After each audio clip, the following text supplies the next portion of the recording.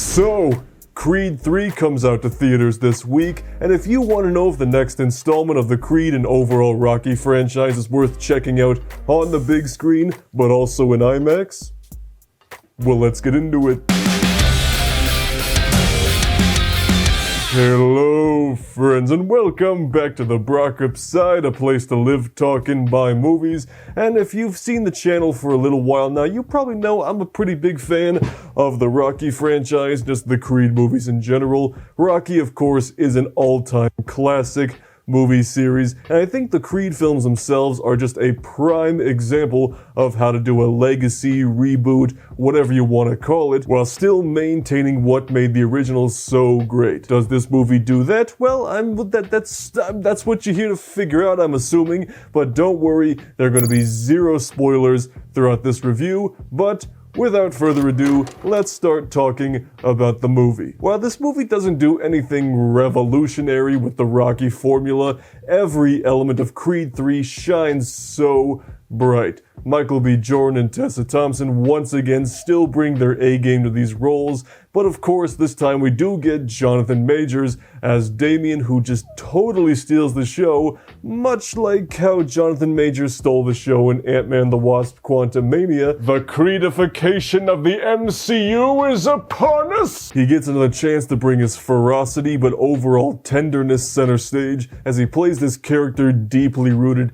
in Adonis's past. Their relationship is the center of the entire movie, and if that part didn't work, then the entire premise would have completely fallen apart. But luckily, it works wonderfully. This is also Michael B. Jordan's directorial debut, in which he does a phenomenal job, but we'll talk more about that once we get to the IMAX stuff. But on just one quick side note, I don't think this is really a spoiler, but Sylvester Stallone's Rocky is not in this movie whatsoever, and I think for the most part the movie does totally fine without him, but there is one scene in particular where Rocky's absence feels just weirdly out of place and is just, it kind of takes away from that moment a little bit. Again, no spoilers, that's all I'm gonna say. Movie still delivers by quite a lot. But if you guys do see the movie, come back and comment down below your experience checking out Creed 3, whether you liked it, disliked it, did you see it in IMAX, or maybe you're waiting for me to talk about the IMAX and you can make your decision based on that. That would kind of make sense. It's kind of why you clicked on this video, I'm sure. So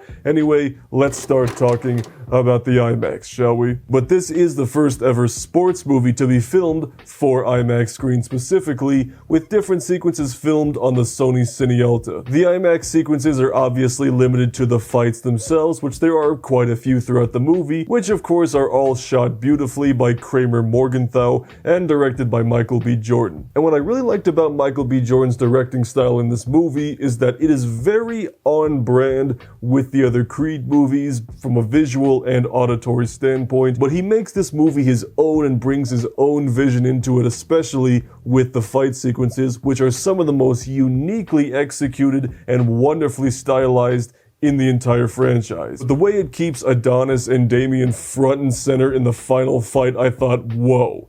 Now that is absolutely incredible without feeling too style over substance. Something that basically everybody's been saying about them is that they are basically like giant live-action anime, which is something I can't necessarily comment on because the only anime I've ever seen is Thomas the Tank Engine, Cory in the House, and Napoleon Dynamite, which is just a fancy way of saying I was really glad to see these fight sequences in a large format like IMAX, which is of course where the IMAX really comes to play. The incredible detail and immersive sound system really makes you feel like you're right in the ring with these two, something of which I would never want to do in real life because they would destroy me. If you were to re-release any of the Rocky movies in IMAX like tomorrow, of course those movies would all look really good in IMAX, all scaled up and what have you, but when a movie is specially crafted for the IMAX format, like Creed 3 was, it really shows and it takes advantage of the format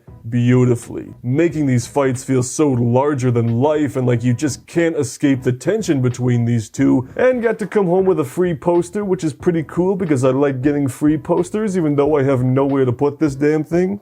Overall, Creed 3 delivers another excellent entry in the Rocky franchise with an equally as excellent directorial debut of Michael B. Jordan. I don't honestly know how many more times they can make these movies and still keep them fresh, but one thing's for sure, I'm always gonna look forward to one of these movies coming around. And as for the IMAX itself, again, it being the first sports movie ever filmed for IMAX, I would say that yes, the IMAX is certainly worth it for those wonderfully shot fight sequences. So for the movie itself, I'm gonna give Creed 3 a gold unboxing machete, and for the IMAX experience, I'm gonna also give that a gold unboxing machete. But if you want to see another IMAX-centric video from me, I got just the thing right here. Otherwise, subscribe if you live talking by movies, and we'll see you on the Brockopp side.